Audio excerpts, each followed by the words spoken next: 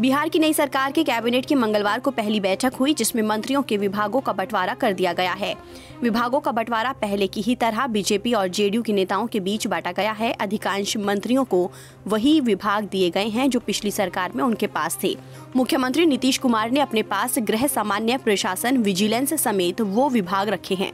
उप मुख्यमंत्री तारकिशोर प्रसाद को वित्त, वन और पर्यावरण और वाणिज्य मंत्रालय दिया गया है। वहीं डिप्टी सीएम रेणु देवी को महिलाएं एवं बाल विकास समेत अन्य विभाग दिए गए हैं।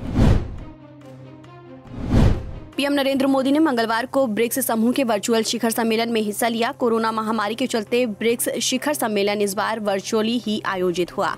ब्रिक्स सम्मेलन में अपने संबोधन के दौरान पीएम नरेंद्र मोदी ने आतंकवाद के मुद्दे पर बिना नाम लिए पड़ोसी मुल्क पाकिस्तान को आड़े हाथों लिया। इसके साथ ही पीएम मोदी ने एक बार फिर यूएन सिक्योरिटी काउंसिल में बदलाव की बात छेड़ी। पीएम मोदी ने अपने संबोधन में कहा कि ग्लोबल गवर्नेंस की क्रेडिबिलिटी और इफेक्टिवनेस दोनों पर सवाल उठ रहे हैं। गृह मंत्री अमित शाह ने जम्मू कश्मीर की पार्टियों के बीच हुए गुपकार गठबंधन को लेकर सिलसिलेवार ट्वीट करते हुए उन्हें गुपकार गैंग की संज्ञा दी है। सिर्फ यही नहीं, उन्होंने इस गठबंधन में शामिल लोगों को एंटी नेशनल भी कहा है। इसी के बाद जम्मू कश्मीर के पूर्व मुख्यमंत्रियों महबूबा मुफ्ती और उमर अब्दुल्ला ने उन पर निशाना साधा है।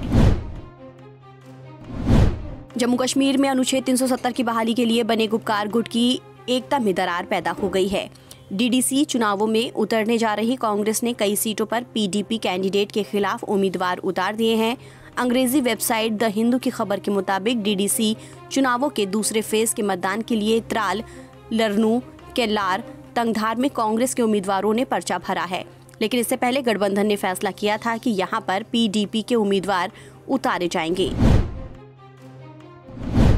दिल्ली में कोरोना का कहर बढ़ता ही जा रहा है। इस वजह से दिल्ली सरकार ने शादियों में मिली छूट को वापस ले लिया है। मुख्यमंत्री अरविंद केजरीवाल ने मंगलवार को कहा कि हमने शादी समारोह में 200 लोगों तक शामिल होने की इजाजत को वापस ले लिया है। अब सिर्फ 50 लोग ही शादी समारोह में शामिल हो सकते हैं। इसके अलावा दिल्ली में छोटे छोटे हिस्सों में लॉकडाउन भी लग सकता है।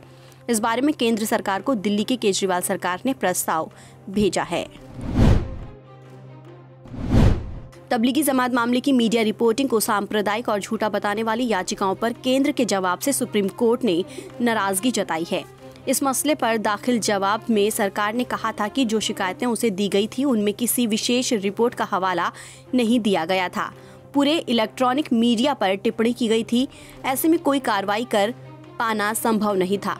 कोर्ट ने कहा कि अगर इलेक्ट्रॉनिक मीडिया के जरिए फेक न्यूज फैलाने पर नियंत्रण की कोई व्यवस्था सरकार नहीं बना सकती तो कोर्ट को किसी और एजेंसी को ये जिम्मा सौंपना पड़ सकता है। अगस्ता वेस्टलैंड को लेकर केंद्रीय मंत्री रविशंकर प्रसाद ने कांग्रेस पर कई गंभीर आरोप लगाए हैं। मंगलवार को प्रेस कॉन्फ्रेंस करते हुए रविशंकर प्रसाद ने कहा कि जब भी आप सेना में किकबैक की बात सुनेंगे तो आपको कांग्रेस की याद आएगी। बिना किकबैक के कोई काम नहीं होता था। कोई भी डील बिना डील के नहीं होती थी। मध्य प्रदेश की शिवराज सरकार लव जिहाद के खिलाफ अगले विधानसभा सत्र में विधेयक लाने जा रही है। गृह मंत्री नरोत्तम मिश्रा ने कहा कि अगले विधानसभा सत्र में लव जिहाद को लेकर विधेयक लाया जा रहा है। उन्होंने कहा कि लव जिहाद में 5 साल के कठोर कारावास की सजा का प्रावधान रहेगा और गैर जमानती धाराओं में केस दर्ज होगा। साथ ही सहयोग करने वाला भी मुख्य आरोपी की तरह अपराधी होगा। देश की पहली कॉर्पोरेट ट्रेन तेजस एक्सप्रेस ट्रेन की रफ्तार पर एक बार फिर ब्रेक लगने वाला है। जानकारी के मुताबिक तेजस एक्सप्रेस का संचालन 23 नवंबर 2020 से बंद हो जाएगा। नई दिल्ली लखनऊ के बीच दौड़ने वाली तेजस एक्सप्रेस का संचालन आगामी 23 नवंबर से, जबकि अहमदाबाद मुंबई के बीच चलने वाली तेजस एक्सप्रेस का संचालन आगामी 24 नवंबर से बंद होगा। बता दें कि तेजस एक्सप्रेस का संचालन IRCTC के हाथ में है। शेयर बाजार में आज भी रिकॉर्ड तेजी का सिलसिला जारी रहा। खुलते ही सेंसेक्स आज 44,000 के पार निकल गया। निफ्टी में करीब 100 अंकों की तेजी रही। अंत में सेंसेक्स 315 अंक की तेजी के साथ 43,953 पर और निफ्टी 54 अंक की बढ़त के साथ 12,874 पर बंद हुआ।